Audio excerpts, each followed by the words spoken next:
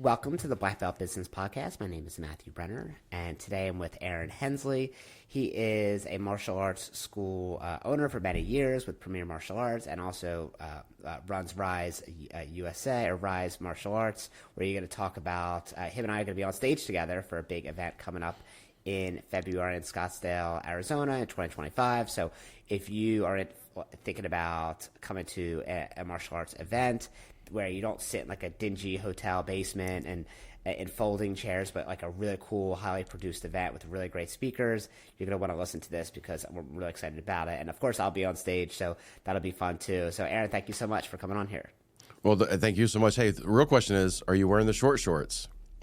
That's the real question. So he's asking if I'll wear the short shorts because one of his main guests he's having is going to be Andy Elliott. And if you don't know Andy Elliott, he's kind of a controversial figure online. Sure. He's got maybe 1 million followers, maybe a couple million followers. I don't know what he has, but he's got a large following. 2.5, yeah. 2.5, okay. Yeah. So he's got a large following on social media. And part of the reason he's got a large social media following is because he says things that, like, you wouldn't expect someone to say on stage. Like, one of the things is, like, he'll have literally people take off their shirts in front of all the people and be like, okay, are you the leader that you need to be for your family or for your kids? Like, how are you going to talk to your kids about discipline, but also be 40 pounds overweight? And so it's not everyone's cup of tea, okay? Right. Like, it's definitely not. But for the people who like that kind of slap you in the face motivation, obviously he's found his audience. So if you're thinking about a martial arts event, I know that Aaron worked really hard and has an interesting story to share about how he got Andy Elliott to speak at his event, which is like a crazy speaker to have for a martial arts marketing event, because usually they aren't able to have a budget for a big speaker like that. So let's kind of just dive into that. Is that cool? Like the Andy Elliott story, 100%. how you got him? Well, I was going to say, while you're telling that story, you're exactly the reason why I wanted someone like him is I talk about I learned this from Tony Robbins. So, like, you put people in transition. And so, like, martial arts really does that for all of us. And that's why, we do martial arts not just for a couple of years. We do it for lifelong for the ones that are into it for like us, is because we learn so much about ourselves. And so sometimes, when you have those great coaches, great teachers, they constantly put you in transition. Andy does that. When he puts people on stage and makes them take their shirt off to kind of say, hey, if you don't take care of your body and your mind and your spirit, how are you going to go lead other people? I actually told him, I was like, the reason I want you is because I have had phases in my life where I became this, and I despise it in the martial arts teacher and educators of us. And matter of fact, we might turn off people who might not show up to the event for this reason, which tells 100% like they know we're talking about them. And the reality is like there's a lot of people teaching martial arts who haven't taken a class in 20 years. They're telling kids what to do, but they're not doing themselves. They're overweight. They have all the excuses in the world. And like we need to, sometimes you need that wake-up call, that slap in the face. And it's the funny thing is like some of the speakers have all called me and are like, man, we're going to get in the best shape ever. So because they want to be pulled up on stage and be like, and these are people that are prom athletes, people like Reed Presley that we know, that we're talking about, they want to be in their best shape, so they show up that way. And the reality is like we all need coaches in our life to be in transition and to push us to get the best out of us, because humans by nature, people say that we're lazy in America. I think we're just efficient. That's what we are. We burn as little energy as possible to get the max result, which is actually pretty smart. And we're capable of doing more. So the goal of being efficient using technology or whatever, or knowledge, is so we can go further. And I think Andy's the kind of guy that is not everybody's cup of tea. I didn't even like him the first year I heard him online. The algorithms kept showing up my feed, so I couldn't turn him away. And so the thing is like, I got to witness, and here's how I got him. I know you were talking about like getting a guy like that to a martial arts event. I had the martial arts people kind of in my radar of who I wanted to be there. And the concept of the event is to work with school owners and the people working in the schools to help them not only professionalize and look, there's a lot of coaches out there and a lot of events out there, and great ones that I've been to. And I love going to them. I get motivated, I get excited, I get encouraged, I get inspired. And then I take action. That's what's helped me be successful. I had the martial arts people there, and the goal was to help push people to be better. And then I was like, I need someone who's outside of the industry who just comes in and kind of gives us a wake-up call. And so I reached out to 10 people. I had 4 reach back out to me of the 10, 2 to take it to the next level. One of them was just going to be someone for my personal interests. But Andy's team... Did you ever see the movie Rudy?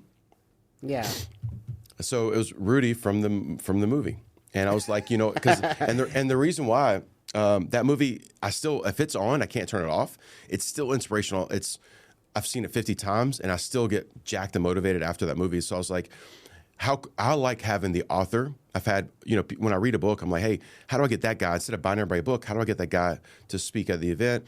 I want that person, and I was like, that's a movie that's from my childhood all the way to now that I can't turn off. And so he reached out. And to me, his fee was a little crazy for the fact that he's not relevant outside of a small niche market.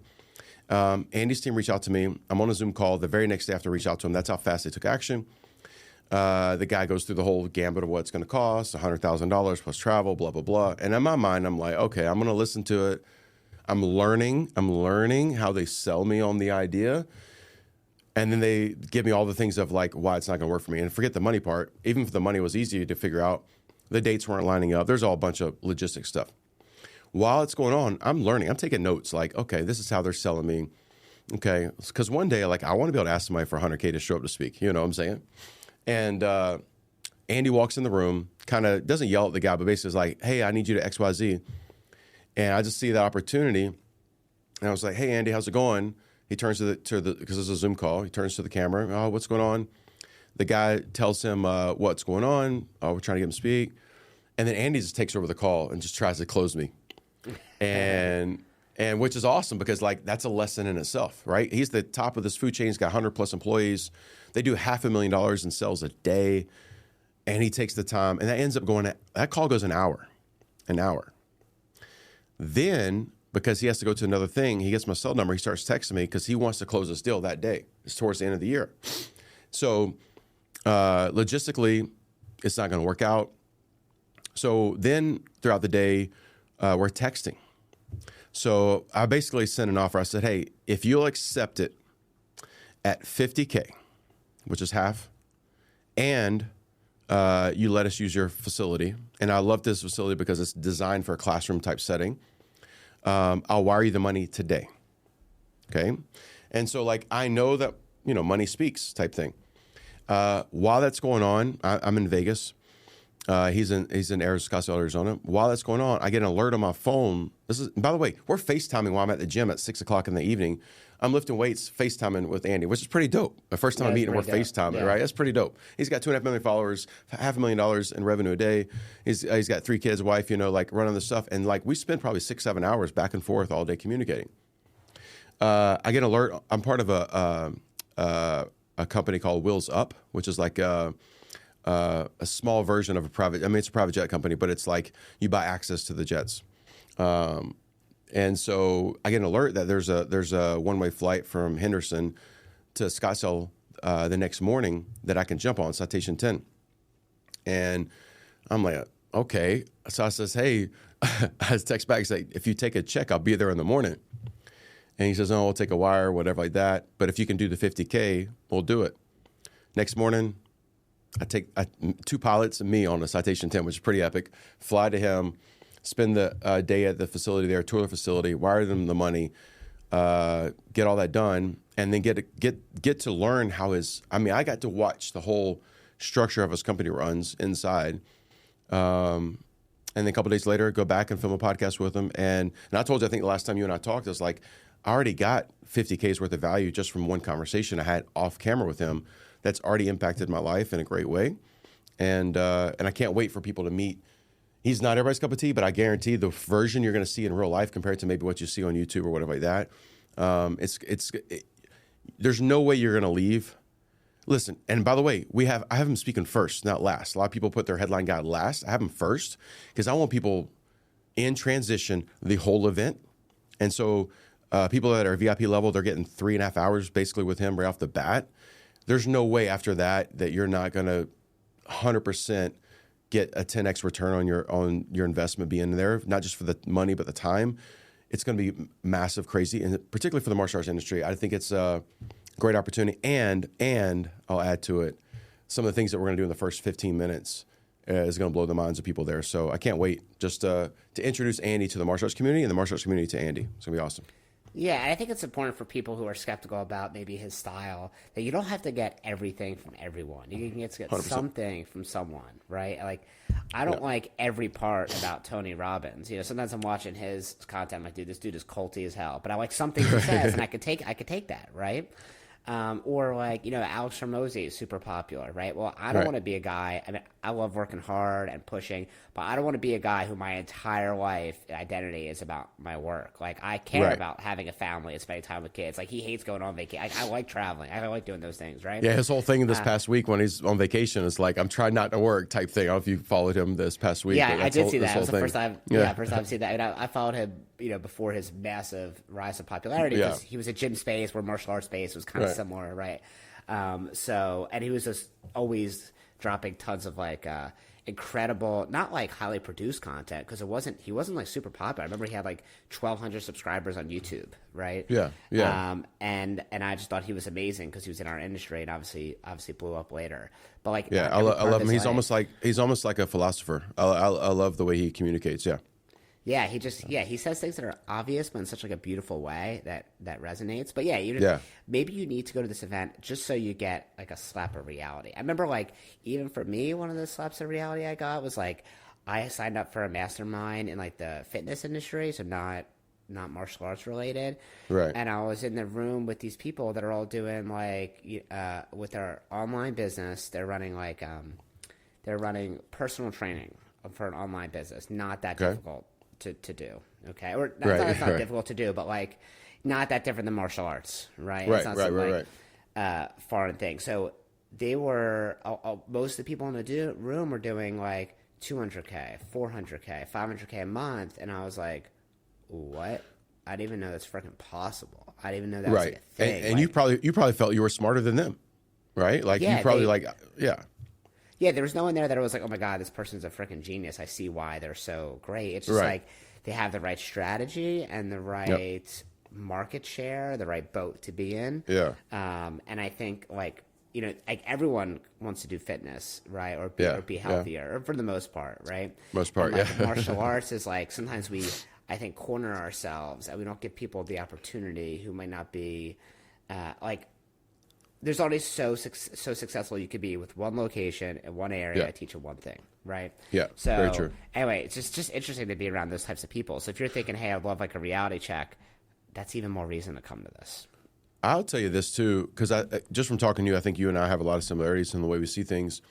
I think the thing for me when I go to an event, and I do this not just with like, you know, a mastermind or a business event. I do this even when I go, like I made this thing a couple years ago. I was like, I'm not going to watch sports on TV anymore unless I'm going to go to, if I want to go to it, I'm going to go to the concert, I'm going to go to the game. And when I go, I don't go there to just watch the game. I'm watching how they put on the show of the game. So like Tony Robbins, I've been to some of his events and I'm there, but like most people are kind of fanboy or Grant Cardone or Alex's events or any of these guys, like there's some fanboy, which is cool. I go there and let me watch how they're doing this so I can learn about seeing. And so I think a lot of martial arts owners come to this event, besides the content they're going to get, all right, great speakers, yourself included, and not just the motivation, because motivation doesn't last, you're right. That's why we recommend daylight bathing. It's you're going to be in a room of people trying to go to the next level, pushing to go to the next level, and you might not even hear something you implement. It just might put you in the environment where you want to make a change. And for me, that's what happens a lot of times. It's like I'll see other people doing things. I'm like, man, yep. It's a reminder. Or you're just in a different mental space because you're out of your, day-to-day comfort zone. And I don't understand. I really don't understand why people who own a business, whatever it is, don't invest first in themselves. They invest in a bunch of other stuff. Like the first thing is education and skill, because people could take away your business, they could take away your money, they could take away everything. If you got your health and you got skill, man, you can do anything. You could start over again. You could go to any level you want to go to. So 100%. I can't wait. It's like, it's definitely going to be a different environment for the industry for sure. And I can't wait to introduce it. And like while we're talking, if someone's thinking about it, and they want to check it out, I know we have a discount for the Black Belt Business Podcast listeners if they use the promo code Brenner, so my last name with a capital B. If they don't use a capital B, apparently it doesn't work. Oh, man. Capital B, Brenner, Brenner. What's the website address they go to?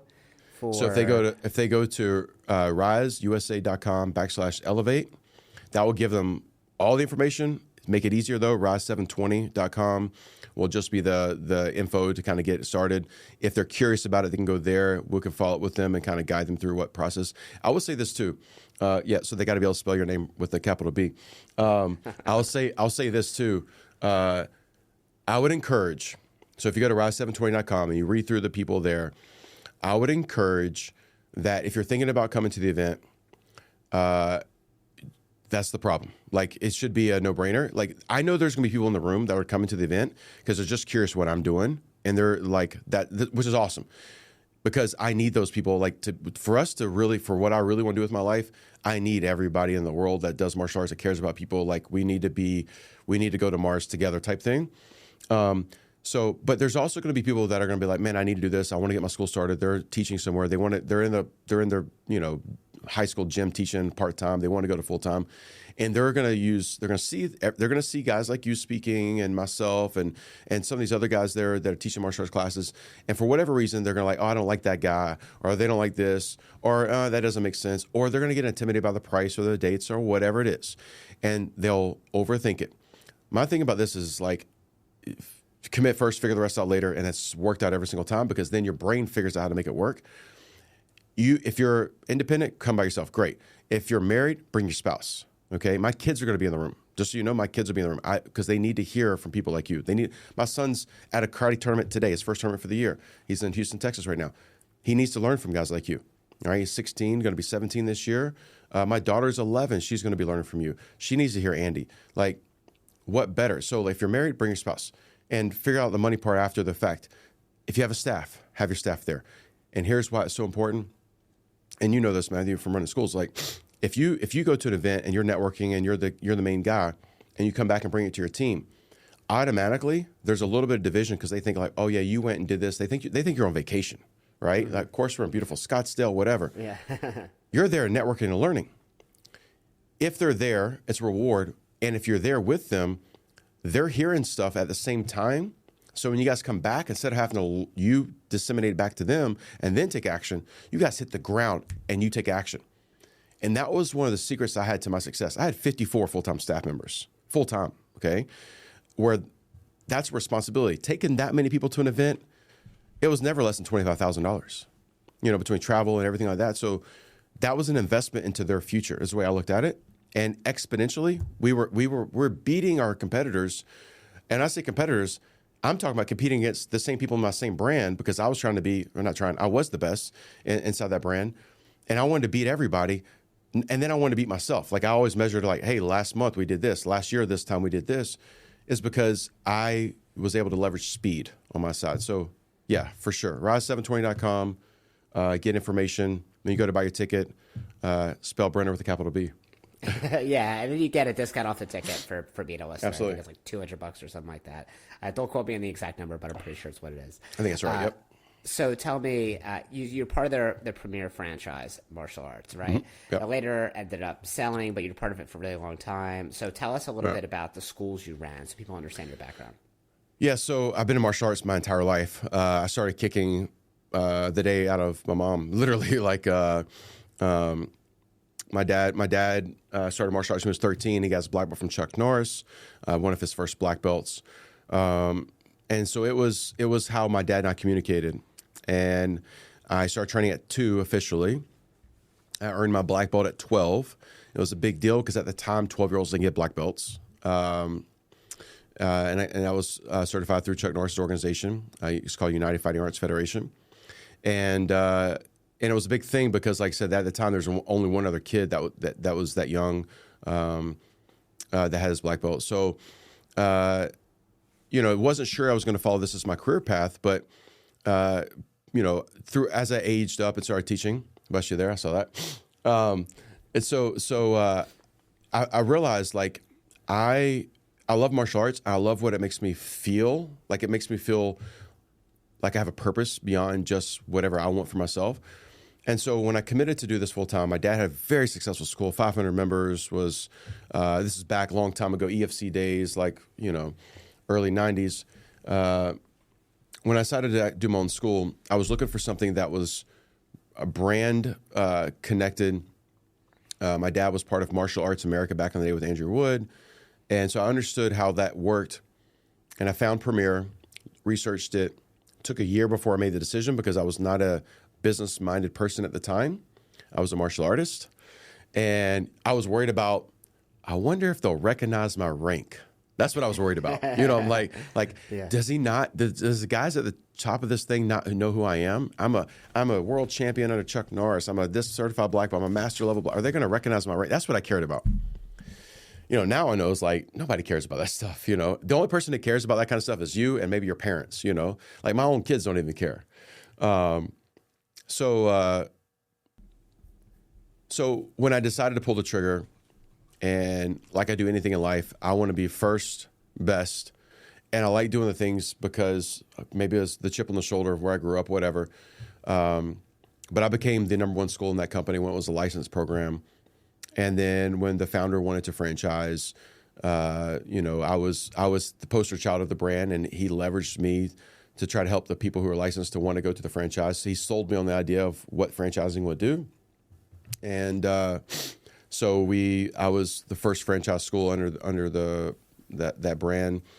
Eventually owned, between schools I owned 100% and schools I was partnered in with the founder, owned 24 across 6 different states.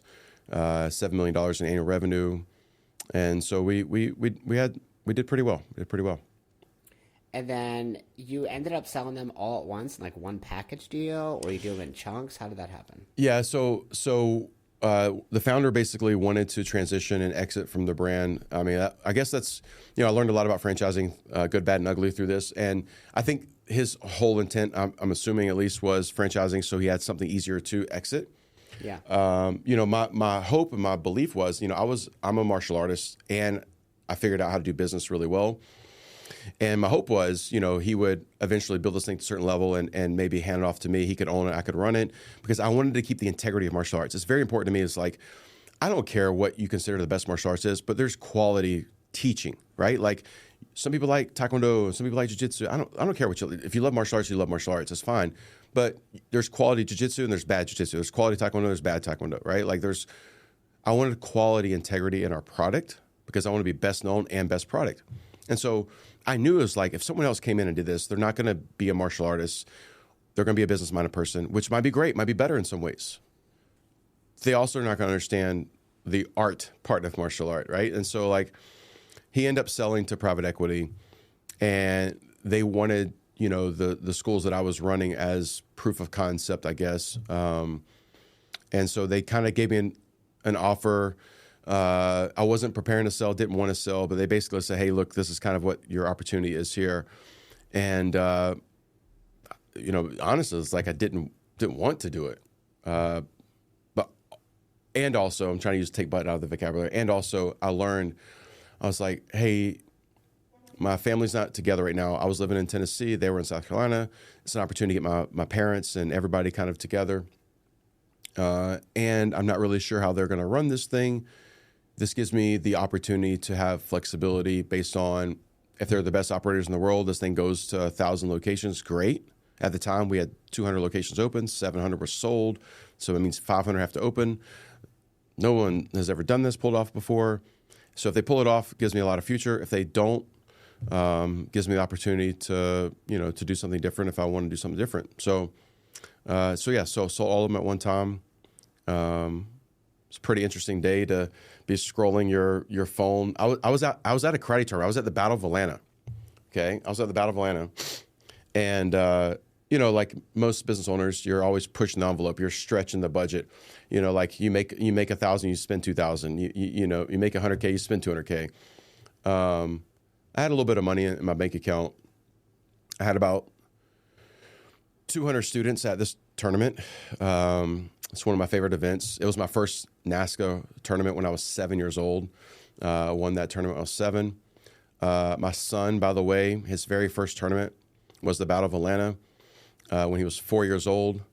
And just last summer, in the same room, doing the same weapon, on Father's Day weekend, he got his first overall win on the stage there, which is pretty awesome, right? Because I have the video of him doing commas as a 4-year-old, and then him also winning on stage there as a 16-year-old. Pretty awesome. That's epic, right? I mean, I get goosebumps thinking about it right now. You got to stitch that together. I want to see it, bro. Oh, dude, bro, I cried so hard. That was anyway. But so I'm at the Battle of Atlanta. On your phone, yeah. Oh, so I'm looking at my phone and like. Like I said, at this time I had a little bit of money in my account, but I'm scrolling and with my wife Brooke, and it's crazy feeling to scroll, and you've got a little bit of money. Like money's all relative anyway. I've been around people 100 times more wealthy than I am, and then you scroll, and all of a sudden you get whole nother column in your bank account at one time. I've made millions of dollars, but not at one time, right? Like, it's a way different feeling to have it at one time. And Can I ask what that number was? You don't have to if it's personal. You don't have to. It's all good. No, I mean, it was less than 10. Should have been 10, but it was less than 10. But it was. It's pretty documented how much it was overall, and there's 2 wires that I got. But let's put it this way. 24 hours later, I recognized how little that money was. It seems like a lot in the moment. And it was really, it's a weird feeling because I'm picturing this as we're talking about now. It's like, I remember feeling excited of like, man, I just did what probably most people that run, because look, this was martial arts schools. I didn't do after school. I didn't do, it was just karate. I started my company, literally, I couldn't get a loan to open my first karate school. So I played poker kind of part-time. I love strategy, chess, poker. And I won a poker tournament and then played another poker tournament and turned $50 in 1 week. I literally played a $50 poker tournament, cashed out $33,000 and had enough money to buy my mats and my mirrors and everything like that. And then, like I said, the last year in business, we did $7 million in gross revenue. So with about, that year we did about $3 million in profit or so. So, to be able to pull that off, to exit a company, I don't know many people have done that in the martial arts space. I don't know many people, And then, fast forward, this year, I was talking about that same tournament, the Battle of Atlanta. My son wins overalls. They have a black belt graduation at that event because my school's black belt graduation, we partner with the Battle of Atlanta. And my last black belt graduation had 136 people on the stage at the Battle of Atlanta getting their black belt, awarded to them.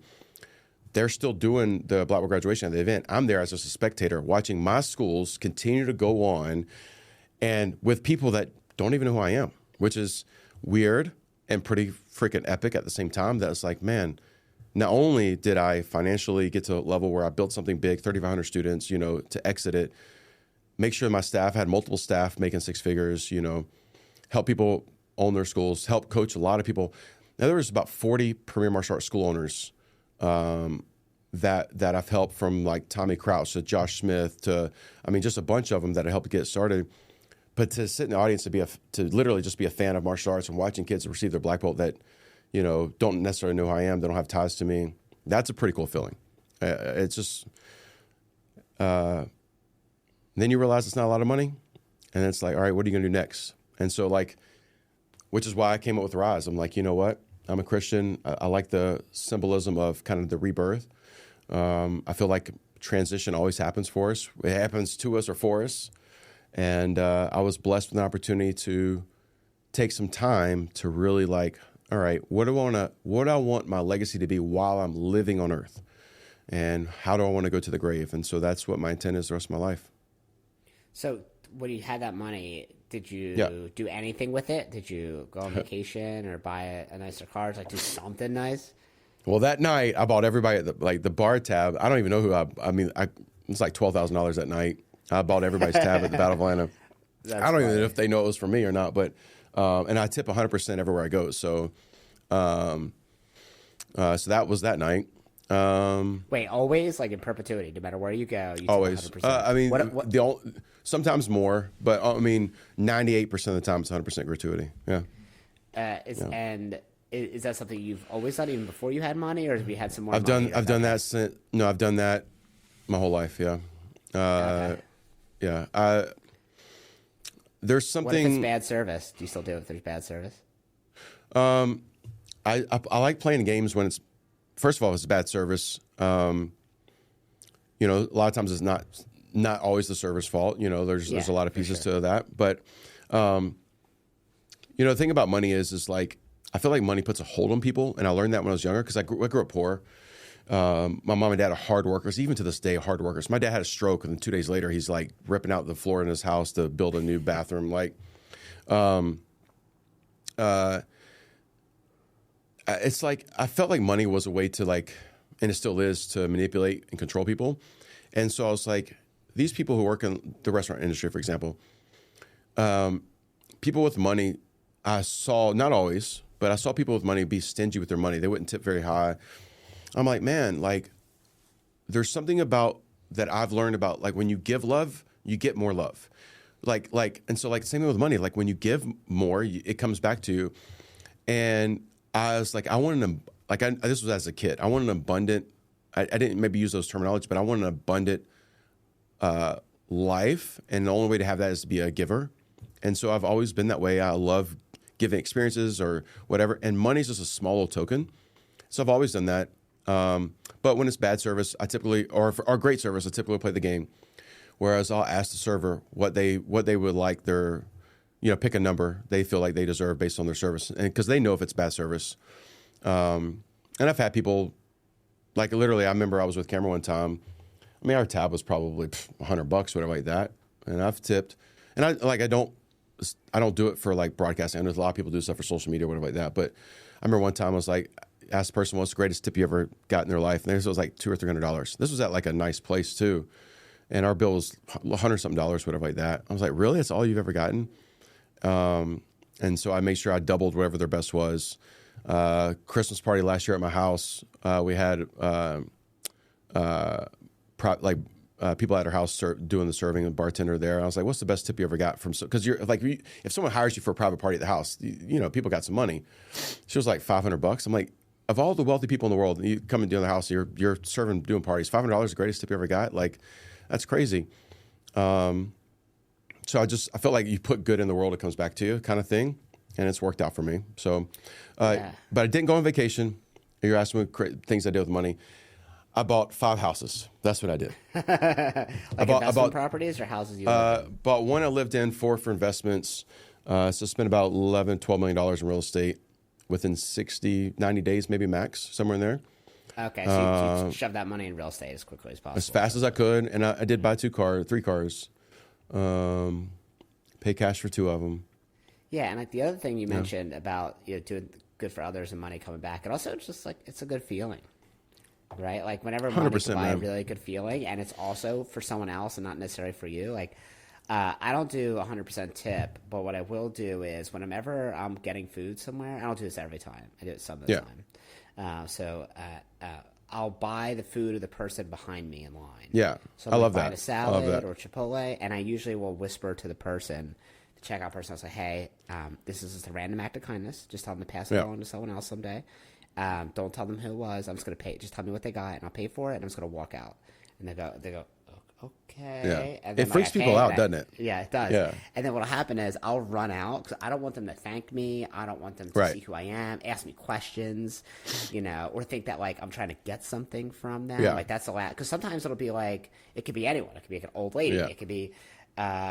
You know, some teenagers or something. Like, I just want them to be like, wow, someone just did something really nice for me. And because they're going to tell everyone in their life the rest of the day, like, yeah, I was at, you know, Sweet Green or something. And the guy bought someone bought my salad. I have no idea who it was. And I'll go run out to my car and then I'll look out the window just to see their reaction. They always go like, they're looking everywhere. It's really funny.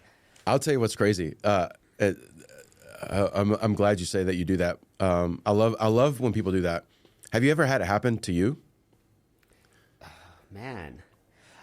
When I was a kid. So when I was a kid, I specifically remember I went out to this pizza place, and I went to a small Jewish school, and there was the lawyer in town, like that, like he was on all the billboards and stuff. Like everyone knows this guy, and like so super affluent guy. And I remember he came and we had pizza, French fries. It's probably no more than $35. You meet Right. like a couple friends. But I remember he just like bought our food for us. And like, I was probably, I don't know, I was probably like 11 years old. And it was just, I thought it was the coolest thing ever. I'll never forget that. So if I could recreate that for someone else, yeah. But it doesn't happen to me often. Super rare. That's what I'm about to say is like, you've done it you've done it way more than it's ever happened back to you. Yeah. When it happens to you in the future, because it just happened to me recently, a few months ago, it feels weird because I like to be I'm not a good receiver. I'm not a good receiver. And I was like, that's a weird feeling. Like, but here's the thing is, it does make you feel not obligated. It makes you feel more aware. And like, I was off camera with something you and I could talk about is like, I wanted to kind of create this idea for the martial arts community where like, because I've done this with memberships and stuff like that. I'm sure you've done a lot of good things in the martial arts schools that you've helped or running. But like, what if as a martial arts culture, just the idea of kindness was like a thing that we executed. So people, every time they saw a martial arts school owner, for example, or whatever, like they just expected that we were going to treat people with the utmost kindness. And the reason why I say that is because I've also seen the opposite. There's someone that I know, like I said personally, who was very rude to people, and it would embarrass me. And I'm like, what? Like you represent, like when you're someone, you know, like Matt Brenner, for example, or Aaron Hensley, like there's a responsibility to how we perform in the world. We all have bad days, yes, but what if they all saw us as the most kindness of all the people out there? I think that the world needs more of that for sure. Yeah, and little things. And the hard part is I always struggle with, do I post it on social media? And then it's like, Right. oh, now it's like he's doing this Right. as a performatory action. Or do I not? But then if no one knows about it, then it's like, okay, it won't inspire them to do it. But if they do know about it, then like it can make me look some type of other way, right? So that's the part. And I can't really film. Like there's one instance where I bought it for police officers when I was with someone else. I said, hey, film this. Right. Because I wanted to see the police officers, like, you know, their uniforms. But other than that, like I only have one film of me doing that. But that's I have probably zero film of me doing this. The only thing that I know that I filmed one time is I had Alex Mencius and my son during Christmas time at my house. And I went to the bank and got like $2,000 in $100 bills. And we just would go to stores like it was Christmas Eve or day before Christmas Eve. And we just go up. We weren't even shopping. We literally just walk in and go up to the person at the cash register and just give them $100. And so many people would freak out because they're like, what? Like they didn't know what to do. And I was like, it's $100. Like, But that's the only thing I probably filmed. But there's a lot of things I like to do besides just the paying, whatever like that, is finding things that people love and respect and find a way to gift that to them without them knowing that it's you. And so like friends, family, pastors, people of importance to me, you find out what their love language is type thing and find a way to facilitate it. I had a suite at Taylor Swift this past year, the hardest ticket, the most expensive ticket to get. A lot of them, it was the first concert. We had like 25, 26 people inside a suite there. I just took people to Zach Bryan, 22 people in that suite, and people didn't know who he was. And like I said, but it's the first time in that experience. And my thing is this is like, when someone has an experience like that, the average person, they're like in awe or whatever like that. The person that like I try to pull out of them is like, wow, I never want to go less than this again. How do I do this forever? Right. Because one of my mentors, that's what happened. This is how he became a billionaire, is he sold a company for $2 million. They flew him on a private jet. His name's Jesse Isler, owns the Atlanta Hawks. And while he's flying private, he's like, I never want to fly less than this again. How do I do this? And he came up with the idea of having a private jet company, knowing nothing, pitched it to Warren Buffett's company. They gave him a yes. And he sold that company to Warren Buffett with Warren Buffett's jets for $1 billion in the future, So I want people to say like, man, like I want to do this again. How do I do this? And that's what I'm gonna do with servers. When they get a $1,000 tip, I want them to freak out. Last Christmas, I'm with my family. We're at a place called Corner 16. It's not some fancy restaurant. Our bill was $250. I tipped $1,000. It was Christmas Day. And like she's crying. She told me like her car broke down 2 days before, blah, blah, blah. Great. I love that. That's beautiful. And what she didn't ask me, which I want people to ask me, is like, what should I do with this? Right? Because they're just going to pay a bills or whatever. How do I replicate it? Where do I invest this so I can do this every day? Because if you make $1,000 a day instead of one time, you can change your life, No one's asked that question yet. Yeah, I mean, they probably don't know to ask the question because you're not probably surrounded by people who think like that. Right? For sure. But they should, sure. Right? They should. And I think that a lot of martial artists, there's this like, sense of you want to have humility, which is important, Right. You don't want to Yeah, of course. someone to be a jackass, but that at the same time, if you're too humble, no one ever. It's hard to get people to want to be like you, and it's hard to lead, right? Yeah. And that's another thing that I think that I've struggled with for a long time, because of my family and my culture. Like, of my family, like my mom is a daughter of a Holocaust survivor, right? She's a pack rat. She, the house is full of crap, Right. And Never gets rid of anything, I'm sure. Never gets rid of anything, so because of that, like, how I'm raised is like, you get the best deal as possible on everything. Yeah. And you'll spend hours on the phone with Verizon or Comcast to get $10 off your bill. Save this, And like, you drive a car till it falls apart completely, which is like, listen, these are good things, because most people spend too much money and buy things that they can't afford, and then they're stuck. But like, there has to be a balance sometimes of like, okay, well, I'm just going to spend the money on this so other people experience it and they want to be like me, or I'm going to have a nicer car for this reason, or I'm going to have a nicer house. Yeah. So, and that stuff kind of comes around. Another thing I want to mention that you mentioned earlier is, like, you said your kids are going to the event. Yeah. They're hosting. Yep. So I have a litlittle brother who's 19. Okay. So I'm 33. Okay. He's 19. He's always been like a little kid my whole life. And I'm his older brother, but because of our age difference, 13 years, I've also been like somewhat of a father-ish. Like, I'm kind of that in between.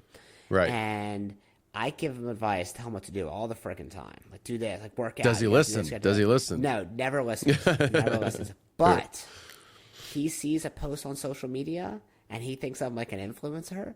And even though I told him the same exact thing 1,000 times in person, if he sees a video of it on social media, it real. comes off completely different. Yeah. Like, he texted me, yo, bro, I heard I saw you're speaking with Andy Elliott. I looked up the tickets. I want to go. And I'm and I've asked him to go to martial arts industry events a million times. He's like, always refuses, doesn't want to go.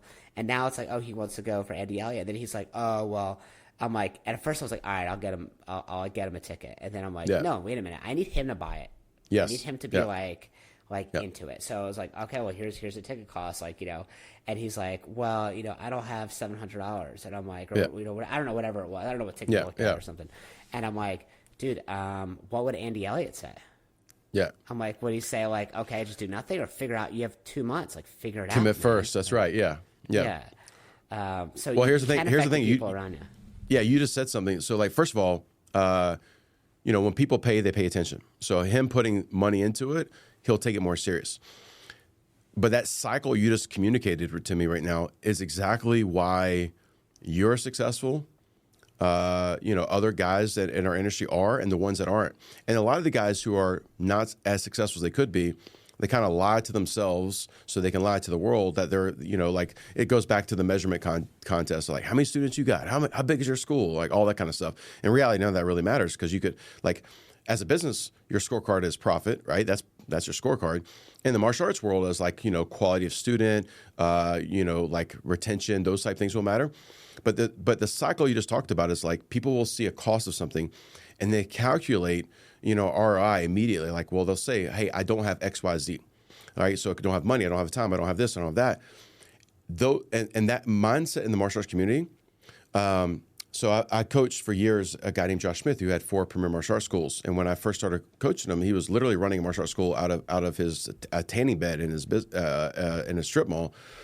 And so he's now coaching people and getting people to license under his brand. And he called me 2 days ago. It's like, man, these guys that I'm working with are having all these problems. They're not taking action, whatever. I was like, listen, you already knew this was going to happen, because this is just like a karate student. Like, these owners, we're the same product, right? We attract what we have. I says, and a lot of your clients you're working with are the same clients I worked with this coach here, and they just bounce back and forth. And the reason why they don't go to the next level is because their lid on belief is what's stopping them. And so my hope is someone sees you speaking, like I said, with Andy, like your brother, for example, and at least gets their wheels turning where they're like, I got to figure it out.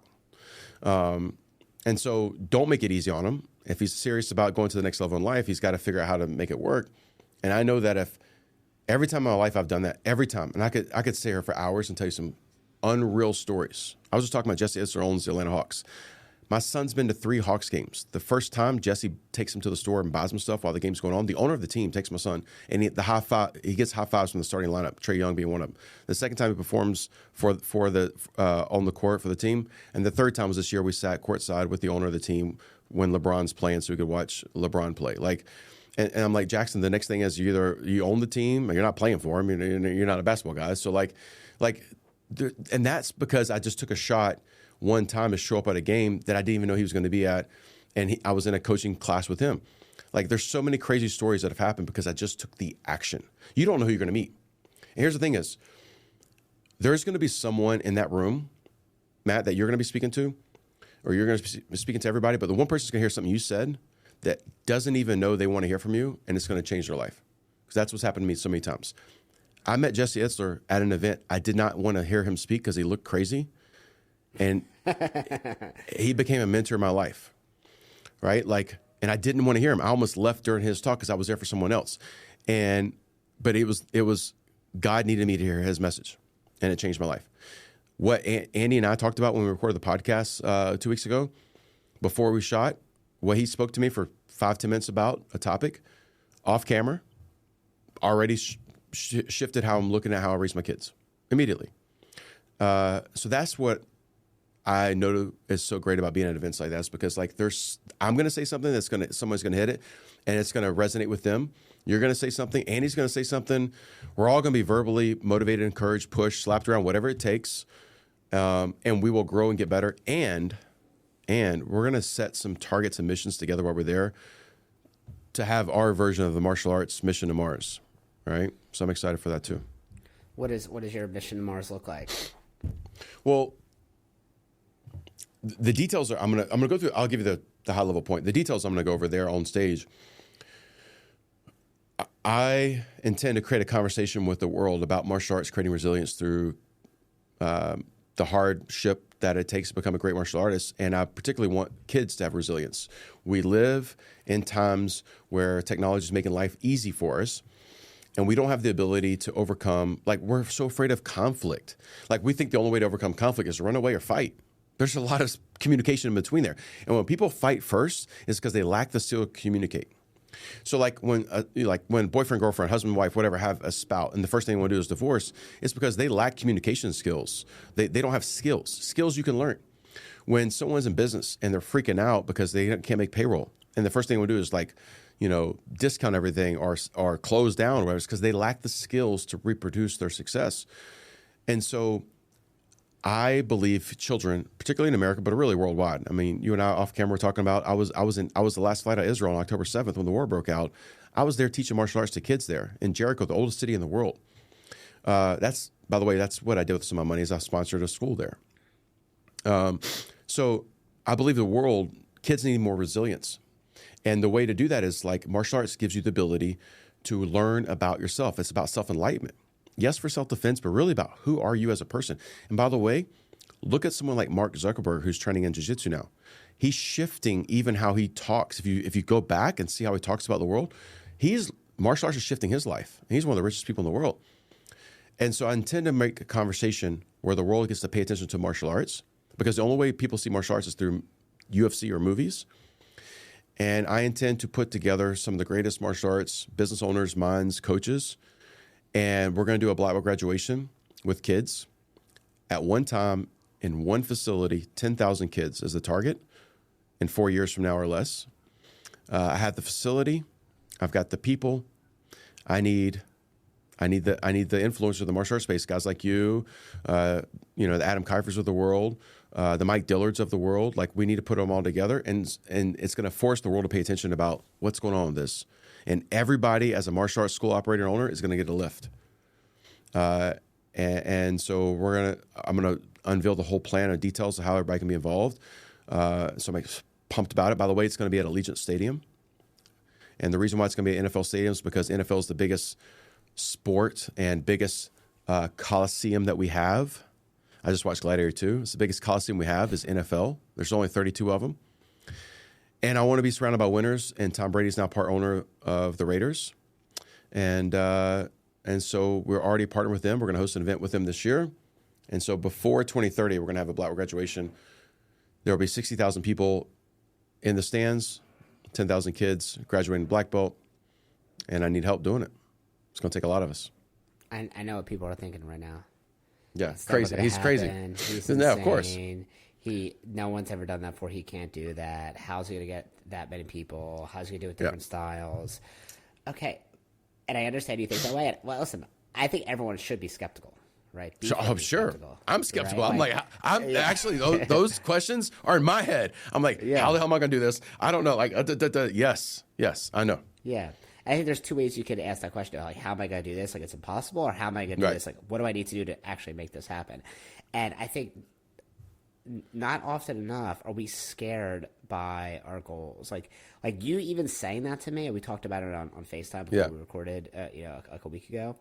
I was like, almost like a little scared for you.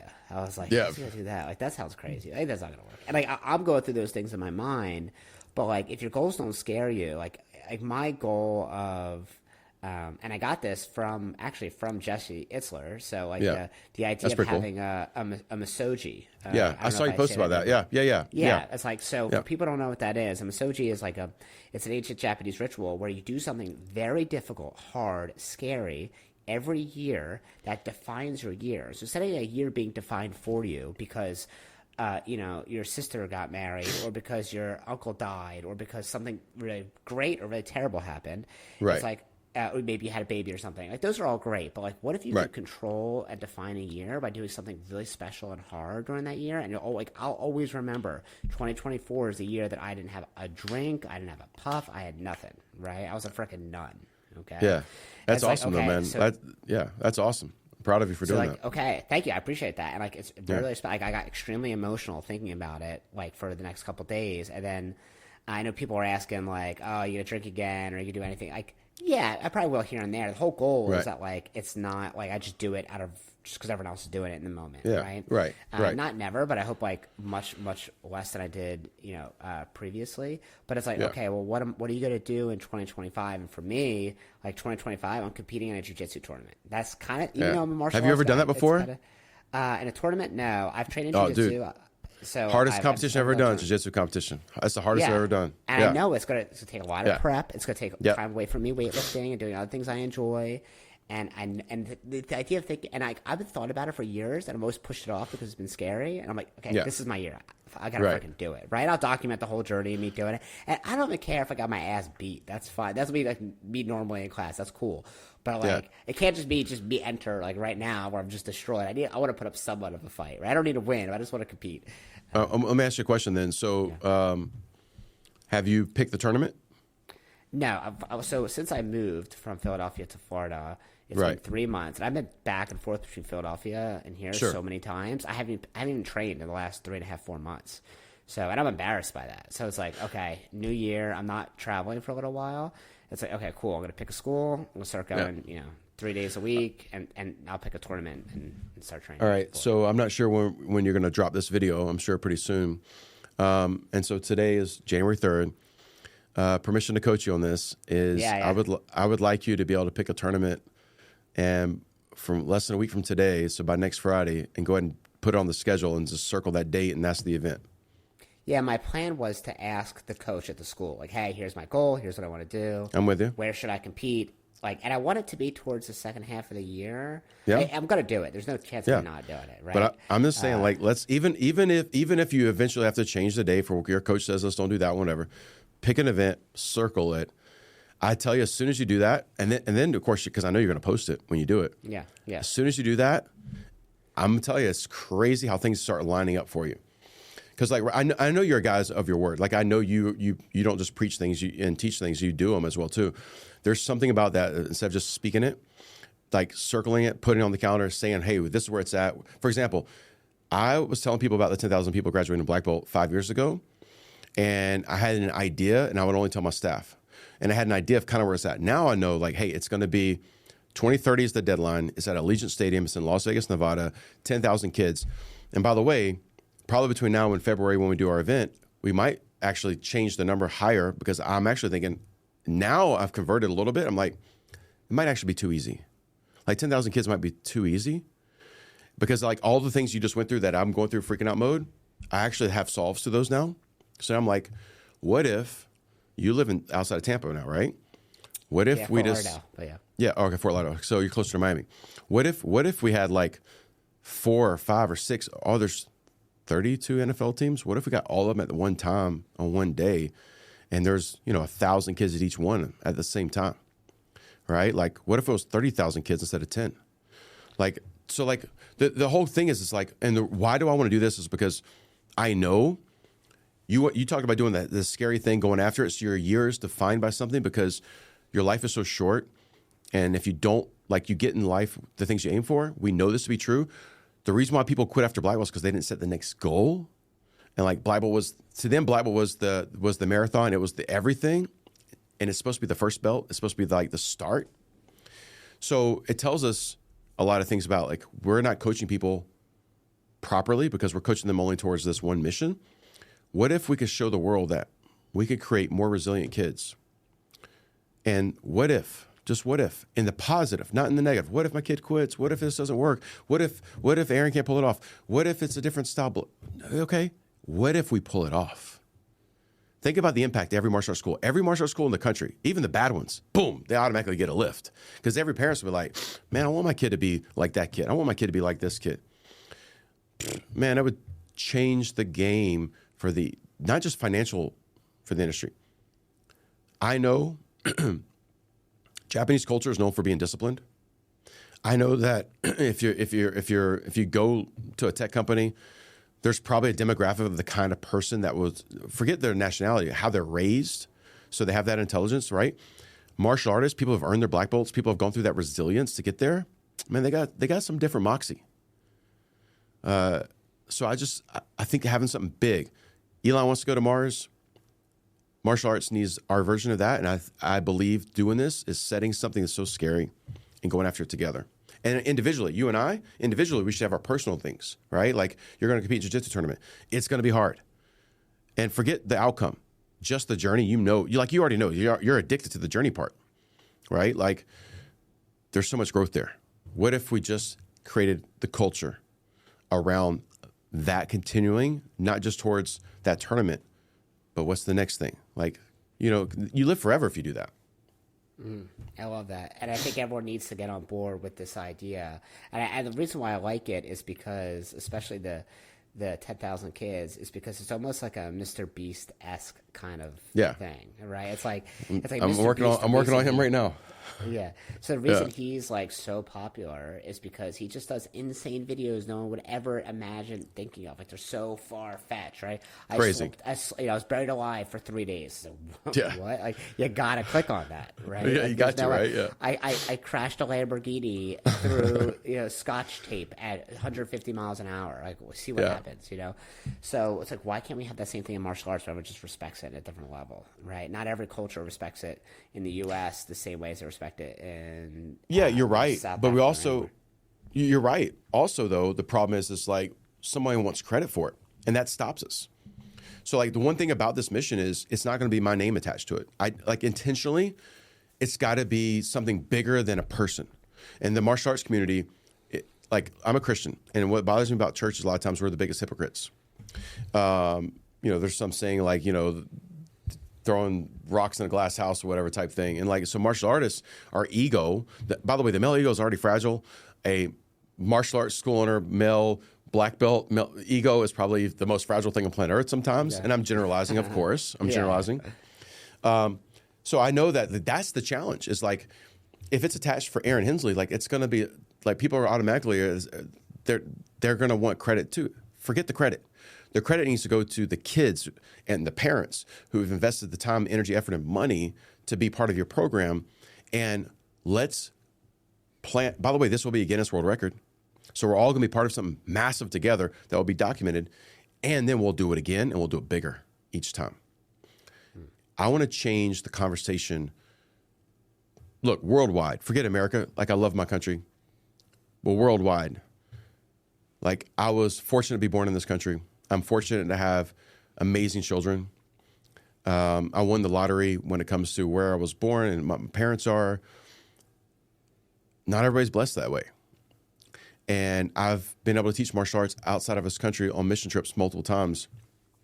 And I didn't even speak the language, but movement is a language. Movement's a language. And I wasn't even teaching self-defense. Like I was teaching movements from katas and routines that people could follow along because I couldn't speak the language. And it became a following instantly. Like look, I love football. I love basketball. I love baseball. I love sports. Sports are supposed to be a microcosm of life. We've turned those into a business. Martial arts. Is there sport of martial arts like UFC or karate competitions? Yes. Jiu-jitsu competitions? Yes. That's the sport. There's also the martial art, the lifestyle of learning about who you are as a man or a woman or a child in your development. And we can create a better platform to show the world and stop telling them about it. Show the world that we're creating great, beautiful, resilient kids who are competent warriors, not against an attack from another, person, but from just the world beating them down. And if we can create that, not if, we will. And I will invest my energy, time, effort, and money, and it will happen before 2030. That's a great way to end it. Thank you so much for coming on here today. Man. And if someone wanted to reach out to you and they want to get on board, they want to be part of this movement, this mission. We don't have a name for it yet, so I know it's not attached to you specifically. Yeah. But do you have like a name for it yet? I do. So that's going to be at Scottsdale, the event in February. So Rise 720. Okay. They can go there, learn about the event. If they're not making the event, I'm going to ask them how serious are they about going to the next level. But for whatever reason, if they can't make it, they can reach out to me, Aaron@riseusa.com. That's my email. I love 2 A's and Aaron. Aaron, that's right. Thanks for Keenan and Pill. Aaron. But Aaron@riseusa.com. Listen, I'm a martial artist. I will do martial arts until I die. My kids are doing it. We're not a baseball family. We're a karate family. God gave me something big in my heart when I was 7 years old, and I've known what my purpose is. And I'm just now recognizing the potential of what that is. And so my intent is to run great martial arts schools, help teach great martial arts, teach people how to teach great martial arts, help people be rewarded so they can have heaven on earth while they're here, and do some big stuff that scares the crap out of all of us, and create a legacy while we're living, not until we talk about us when we're dead. Talk about it now. Let's do some big things together as a group. Yeah. Cool. Well, thank you so much for coming on here. My name is Matthew Brenner with Double Your Dojo. If you want to learn how to grow your martial arts school with all strategy, no fluff, you can check out the newsletter, the Black Belt Business Newsletter. If you send me a DM on Instagram @BlackBeltBrenner1, I'll send you the link. Or if you want to grow your school organically, 30 students in 60 days with 0 ad spend. So students you earn, not buy. You can also reach out to me at BlackBeltBrenner1 or visit wdojo.com. And remember, the code for the discount for tickets is Brenner, capital B. And you'll get a couple $100 off a ticket, and you get to see me there, and we'll have fun. All right. Bye, guys.